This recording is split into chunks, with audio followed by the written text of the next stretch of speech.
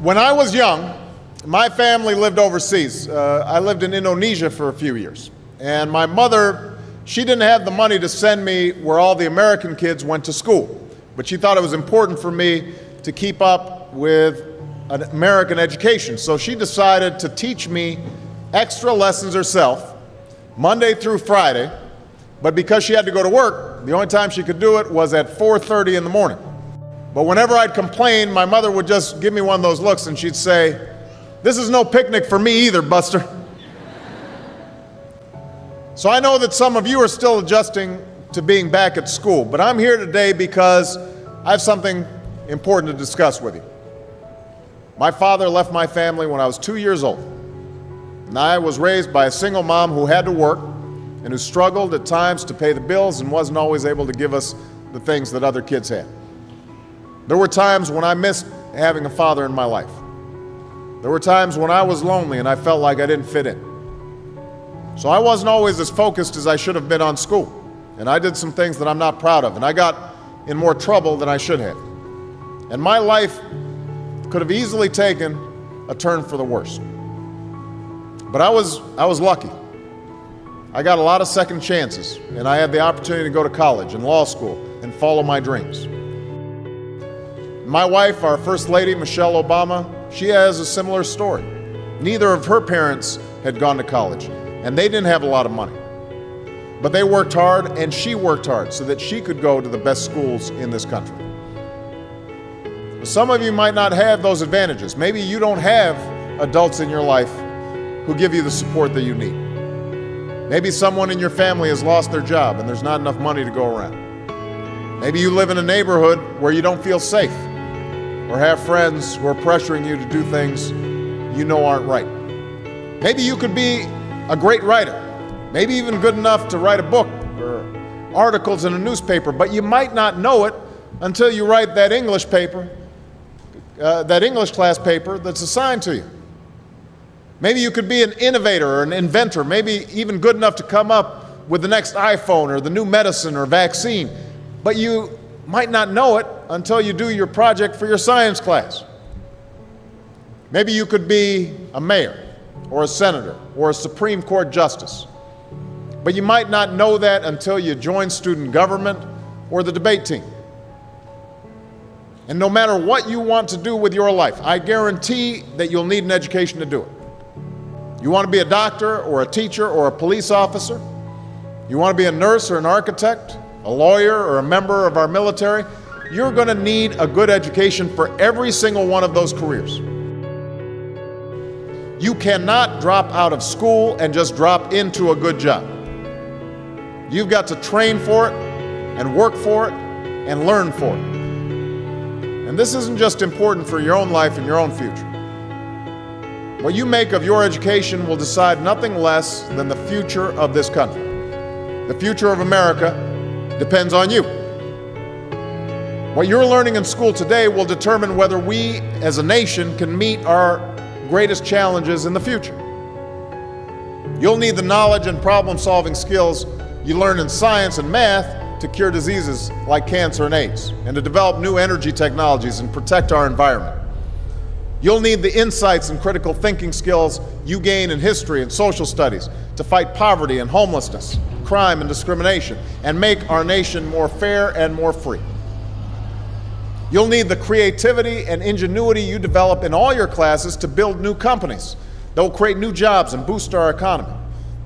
We need every single one of you to develop your talents and your skills and your intellect so you can help us old folks solve our most difficult problems. If you don't do that, if you quit on school, you're not just quitting on yourself, you're quitting on your country. Now, I know it's not always easy to do well in school. I know a lot of you have challenges in your lives right now that can make it hard to focus on your schoolwork. I get it. I know what it's like.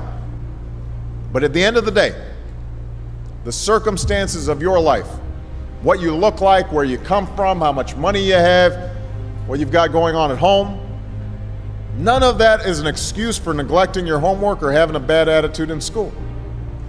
That's no excuse for talking back to your teacher or cutting class or dropping out of school.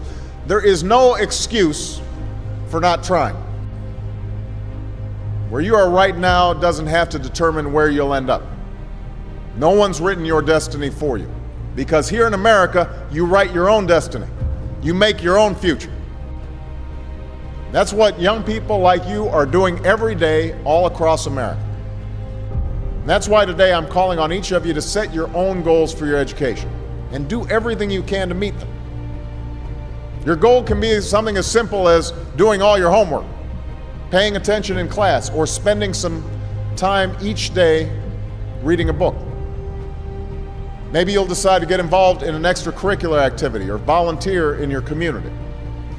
Maybe you'll decide to stand up for kids who are being teased or bullied because of who they are or how they look. Because you believe, like I do, that all young people deserve a safe environment to study and learn. Maybe you'll decide to take better care of yourself so you can be more ready to learn. But whatever you resolve to do, I want you to commit to it. I want you to really work at it. I know that sometimes you get that sense from TV that you can be rich and successful without any hard work. That your ticket to success is through rapping or basketball or being a reality TV star. Chances are you're not going to be any of those things. The truth is, being successful is hard. You won't love every subject that you study. You won't click with every teacher that you have. Not every homework assignment will seem completely relevant to your life right at this minute. And you won't necessarily succeed at everything the first time you try. That's okay. Some of the most successful people in the world are the ones who've had the most failures. J.K. Rowling, who wrote Harry Potter. Her first Harry Potter book was rejected 12 times before it was finally published. Michael Jordan was cut from his high school basketball team. He lost hundreds of games and missed thousands of shots during his career. But he once said, "I have failed over and over and over again in my life, and that's why I succeed." These people succeeded because they understood that you can't let your failures define you. You have to let your failures teach you. You have to let them show you what to do differently the next time. So if you get into trouble, that doesn't mean you're a troublemaker. It means you need to try harder to act right. If you get a bad grade, that doesn't mean you're stupid. It just means you need to spend more time studying. No one's born being good at all things. You become good at things through hard work. You're not a varsity athlete the first time you play a new sport. You don't hit every note the first time you sing a song. You've got to practice. The same principle applies to your schoolwork. You might have to do a math problem a few times before you get it right. You might have to read something a few times before you understand it. You definitely have to do a few drafts of a paper before it's good enough to hand in. Don't be afraid to ask questions. Don't be afraid to ask for help when you need it. I do that every day. Asking for help isn't a sign of weakness, it's a sign of strength. Because it shows you have the courage to admit when you don't know something, and that then allows you to learn something new. So find an adult that you trust, a parent, a grandparent, or a teacher, a coach, or a counselor, and ask them to help you stay on track to meet your goals. And even when you're struggling, even when you're discouraged, and you feel like other people have given up on you, don't ever give up on yourself. Because when you give up on yourself, you give up on your country. The story of America isn't about people who quit when things got tough. It's about people who kept going, who tried harder, who loved their country too much to do anything less than their best. It's the story of students who sat where you sit 250 years ago and went on to wage a revolution, and they founded this nation. Young people. Students who sat where you sit 75 years ago, who overcame a depression and won a world war, who fought for civil rights and put a man on the moon. Students who sat where you sit 20 years ago, who founded Google and Twitter and Facebook and changed the way we communicate with each other. So today, I want to ask all of you, what's your contribution going to be? What problems are you going to solve?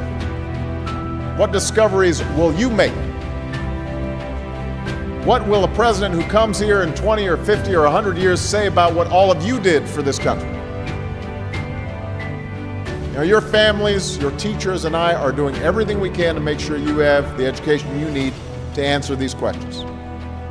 I'm working hard to fix up your classrooms and get you the books and the equipment and the computers you need to learn. But you've got to do your part too. So I expect all of you to get serious this year. I expect you to put your best effort into everything you do. I expect great things from each of you. So don't let us down. Don't let your family down or your country down. Most of all, don't let yourself down. Make us all proud.